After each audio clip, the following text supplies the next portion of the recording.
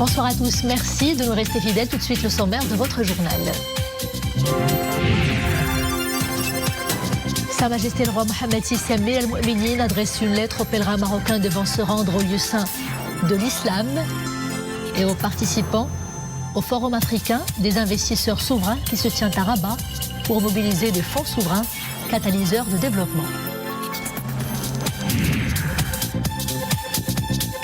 Son Altesse royale, le prince Moulay Rachid, souffle aujourd'hui sa 52e bougie. Le peuple marocain se joint à la famille royale pour célébrer cet événement joyeux. Dans quelques instants, retour sur un parcours marqué par un engagement sans faille dans des activités diplomatiques, culturelles, sociales et sportives. Conformément aux hautes instructions de Sa Majesté le Roi, chef suprême et chef d'état-major général des Forces armées royales, les phares et les Forces armées américaines co-organisent la 18e édition de l'exercice African Lion 2022. L'exercice stratégique a été officiellement lancé aujourd'hui et se poursuivra jusqu'au 30 courant.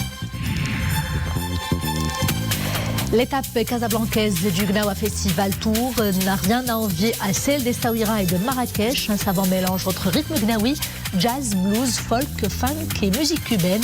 Un véritable maelstrom musical à découvrir ou à redécouvrir en fin de journal.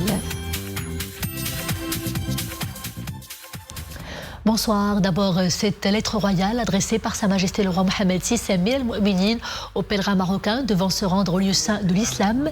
Le souverain les a appelés à représenter le Maroc comme il se doit, en donnant une image honorable et conforme à l'adhésion forte de son peuple aux valeurs de tolérance et de modération, à son attachement à l'unité doctrinale et aux principes du juste milieu et au rejet de l'extrémisme.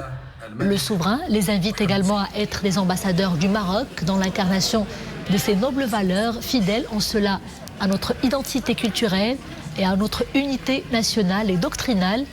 Amir al-Mu'minin a réitéré à cette occasion ses prières pour que le Tout-Puissant agrée, je cite, votre pèlerinage et rétribue amplement vos actions en exaucant les prières élevées lors de l'accomplissement de cette obligation éminemment religieuse pour jouir des bienfaits dans le monde d'ici-bas et dans l'au-delà, et de retourner à votre patrie sains et saufs et amplement récompensés. Le premier groupe de pèlerins marocains s'est rendu lundi après-midi à destination des lieux saints de l'islam pour y accomplir le rite du pèlerinage. Le roi Mohammed VI a adressé un message aux participants à la conférence de lancement du Forum africain des investissements souverains qui se tient à Rabat, tenu sous le haut patronage de Sa Majesté le roi Mohammed VI. Ce forum regroupe une dizaine de fonds souverains africains, des fonds catalyseurs de développement afin de créer un réseau premier du genre sur le continent. Asma Tiazi et Oumaima Ramli. Les fonds souverains et stratégiques d'investissement, de puissants révélateurs d'opportunités et des aiguillants pour une meilleure allocation des capitaux, voilà la quintessence de la vision royale de ces catalyseurs de développement. Pour que l'Afrique occupe le rang qui lui échoit, les fonds souverains et stratégiques ont le mandat d'agir en investisseurs avisés et patients. Ils doivent assurer le relais entre les priorités nationales à long terme et les investisseurs privés dans le cadre d'une approche partenariale et de développement durable. Et de poursuivre que cela est d'autant plus crucial pour faire de l'Afrique une terre d'accueil des investisseurs et des investissements. Dans cette optique, le Royaume ne tarit pas d'efforts. Les grands chantiers s'y multiplient. Unités de production de vaccins, usines de production d'engrais et de fertilisants, et bien sûr, le méga chantier du gazoduc Nigeria-Maroc. Pour le souverain, l'Afrique est un choix de cœur et de raison. C'est un choix clair et volontariste, matérialisé, je cite, par notre engagement à travers de nombreuses initiatives qui dynamisent et promeuvent la coopération et le développement économique interafricain. Et de conclure que cette conférence est une autre expression de la détermination des forces vives de l'Afrique d'être les acteurs de son progrès et de son développement. Le peuple marocain se joint aujourd'hui à la famille royale pour célébrer le 52e anniversaire de son Altesse royale le prince Moulay Rachid. Depuis son jeune âge, son Altesse royale le prince Moulay Rachid s'est fortement engagé dans diverses activités culturelles, sociales, diplomatiques et sportives avec passion et abnégation. Boubkar Ben Ghabret. Cette célébration intervient à quelques jours de la naissance dans le foyer de son Altesse Royale le Prince Moulay Rachid d'un nouveau-né que Sa Majesté le Roi a baptisé du nom de son Altesse le Prince Moulay Abdeslam. Son Altesse Royale le Prince Moulay Rachid s'est engagé dans diverses actions, prenant part aux différentes activités royales et président des activités officielles en plus des manifestations d'envergure au Maroc et à l'étranger. Son Altesse Royale représente également Sa Majesté le Roi dans d'importants événements nationaux et internationaux afin de faire rayonner le royaume sur les scènes régionales et internationales. Son Altesse Royale le Prince Moulay Rachid obtient avec mention très bien une licence en droit public, option administration interne et un diplôme en droit comparé à la faculté des sciences juridiques, économiques et sociales de Rabat en 1993. Son Altesse Royale a soutenu publiquement en 2001 à l'Université Montesquieu Bordeaux 4 une thèse de doctorat en droit sur l'organisation de la conférence islamique, étude d'une organisation internationale spécifique, obtenue avec mention très honorable avec les félicitations du jury. Son Altesse Royale le Prince Moulay Rachid assure la présidence de la Fédération royale marocaine de tir aux armes de chasse, de la fondation du Festival international du film de Marrakech et de l'association du Trophée Hassan II de golf. Depuis janvier 2018, son Altesse Royale assure la présidence de la Fédération royale marocaine de golf. L'anniversaire princier est une occasion pour le peuple marocain d'affirmer son fort attachement au trône alaouite et sa mobilisation permanente derrière Sa Majesté le Roi pour la réussite des grands chantiers lancés par le souverain pour le progrès et la prospérité du Maroc. Conformément aux hautes instructions de Sa Majesté le Roi Mohammed VI, chef suprême et chef d'état-major général des forces armées royales, les phares et les forces armées américaines co-organisent la 18e édition de l'exercice African Lion 2022 du 20 au 30 de ce mois-ci. Ce rendez-vous annuel met en avant l'importance du partenariat stratégique entre le Maroc et les États-Unis et entre le Maroc et les pays partenaires partageant tous les mêmes idéaux de paix et de sécurité. Abdel Fattah Zouine, Mohamed Wahibi, avec un commentaire d'Oumaima Ramdi. Le lieu, le centre des opérations d'Agadir. L'événement, le lancement de la première étape de la 18e édition d'African Lions. Un rendez-vous annuel où le partenariat stratégique entre le Maroc, les États-Unis et les pays partenaires prend tout son sens. Après 18 éditions, le lien fort tissé entre nos pays et leurs partenaires ne fait plus aucun doute. C'est un héritage que nous préservons. Nous partageons les mêmes idéaux de paix et de sécurité. En effet, cet exercice s'inscrit dans cette démarche de partage et de travail combiné, en parfaite cohésion avec les aspirations du Maroc et des États-Unis et les besoins des engagements modernes. مشاركة العشرات من الدول إما بصفتها كمراقب. Une dizaine de pays participent à cette édition. Dans le centre de contrôle, des officiers de différentes nationalités se côtoient, travaillent ensemble et partagent leur expertise.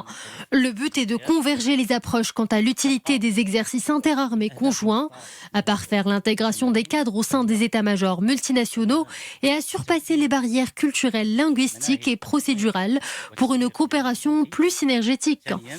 Au programme, des exercices tactiques, terrestres, maritimes, aériens et combinés sous l'œil aguerri d'une vingtaine d'observateurs militaires de pays partenaires. Ils auront lieu à Agadir, Ben Guerir, Knetra, Mahbes, Taroudant et Tantan. À présent, le bulletin quotidien du Covid-19, 607 nouveaux cas confirmés, enregistrés pendant ces dernières 24 heures et aucun nouveau décès recensé. Les cas actifs sont au nombre de 10 389, alors que le total des cas sévères ou alors critiques s'élève à 51 cas. Pour ce qui est de la campagne vaccinale, plus de 23 millions de personnes ont reçu les 2 doses du vaccin et plus de 6,5 millions ont reçu 3 injections du vaccin anti-Covid-19. Restons vigilants et maintenant surtout les gestes barrières. Santé toujours et intéressons-nous à présent aux pathologies vitréo-rétiniennes. Pour une meilleure prise en charge, des ateliers de formation aux dernières techniques et chirurgicales sont organisés cette semaine à l'Université internationale de Rabat avec la participation de grands spécialistes d'ici et d'ailleurs. Mohamed Souanina, Zakaria Moqin Billah et Mohamed Elchkar. Ces vidéos sont de nature pédagogique. Elles montrent des actes de chirurgie au niveau de la rétine, commentés par des ophtalmologues du Maroc, de France, d'Italie et d'Égypte. Des praticiens qui passent en revue les dernières nouveautés dans le traitement des pathologies vitréo-rétiniennes. L'objectif de cette journée, d'abord, c'est bien sûr assurer la formation continue et faire un échange d'expériences dans le domaine, notamment de la prise en charge des pathologies vitréo-rétiniennes. Cette journée scientifique inclut une formation continue en rétine médicale et rétinopathie diabétique au profit de quelques 25 spécialistes en ophtalmologie. C'est l'occasion pour nous d'échanger entre collègues, entre experts et transmettre le savoir-faire chirurgical pour assurer la formation continue des jeunes chirurgiens. Une action sociale au profit de patients démunis est également au programme. Elle consiste en l'achat de matériel et de consommables chirurgicaux pour en faire bénéficier une vingtaine de personnes, des personnes qui ont besoin de chirurgie vitro-rétinienne dans différentes villes du royaume. Ce lundi, les lycéens passent la première épreuve du baccalauréat. Plus de 500 000 candidats et candidates passent donc l'examen national à travers le royaume. Les épreuves des filières scientifiques se déroulent donc à partir d'aujourd'hui du 20 au 23 courant, alors que les filières littéraires sont programmées à partir du 23 courant de ce mois-ci donc.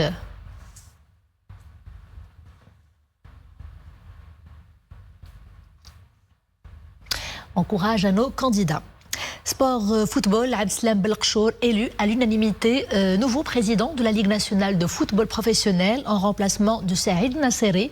Cette élection a eu lieu lors de l'Assemblée générale ordinaire de la Ligue au titre de la saison 2020-2021, marquée par la présence des représentants de plus de 43 clubs et tenue au complexe Mohamed VI de football de Mamoura. Monsieur Abdeslam Belkchour, qui occupait jusqu'ici le poste de vice-président de cette ligue, doit former son nouveau bureau dans les 2 prochains mois.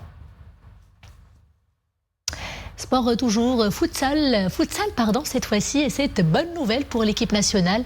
Elle a battu son homologue du Koweït par 6 buts à 4 lors de la Coupe arabe qui vient de démarrer à Dammam, en Arabie Saoudite.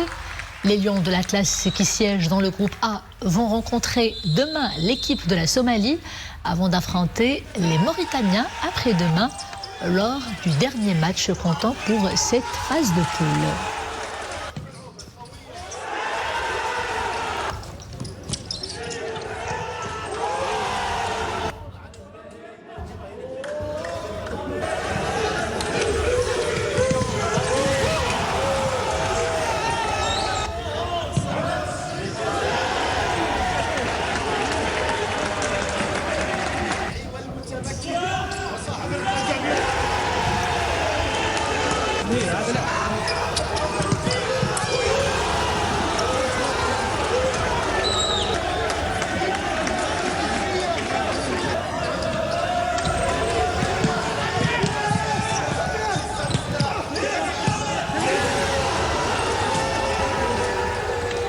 Très bonne performance, bon courage pour le reste de la compétition. Après Essaouira et Marrakech, le Gnawa Festival Tour a fait chavirer les cœurs des mélomanes à Casablanca. Un mémorable concert a marqué la cérémonie de clôture comme une ode à l'humanité, dans toute sa splendeur et dans toute son universalité.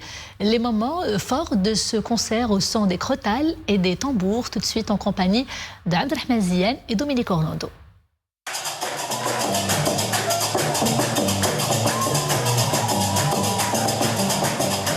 C'est la nouveauté de cette édition 2022 et elle pourrait se résumer en une seule phrase. Durant 2 ans, nous n'avons pu venir à eux. C'est donc aujourd'hui à eux de venir à nous. Cela correspond parfaitement avec la générosité innée des Marlem eux-mêmes et de leur musique qui confère à l'unité dès les toutes premières notes.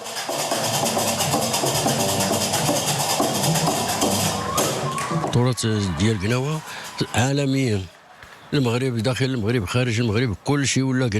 L'art gnaoui est mondialement connu et apprécié à travers le monde.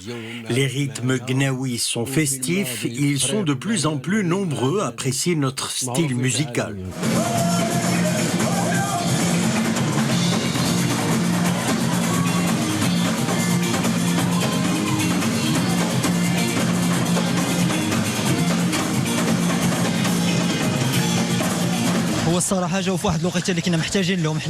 C'est une excellente idée que le Gnawa Festival Tour ait fait escale à Casablanca. Il nous était très difficile de nous déplacer à Essaouira.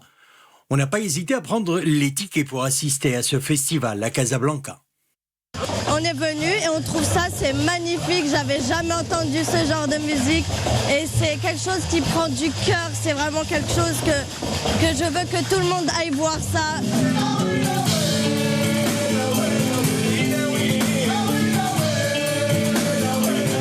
Le Gnawa Festival Tour clôturera sa série d'escales ce jeudi et ce vendredi à Rabat. Une grande première pour la capitale qui devrait conduire à une forme d'apothéose finale, synonyme de triomphe et de consécration.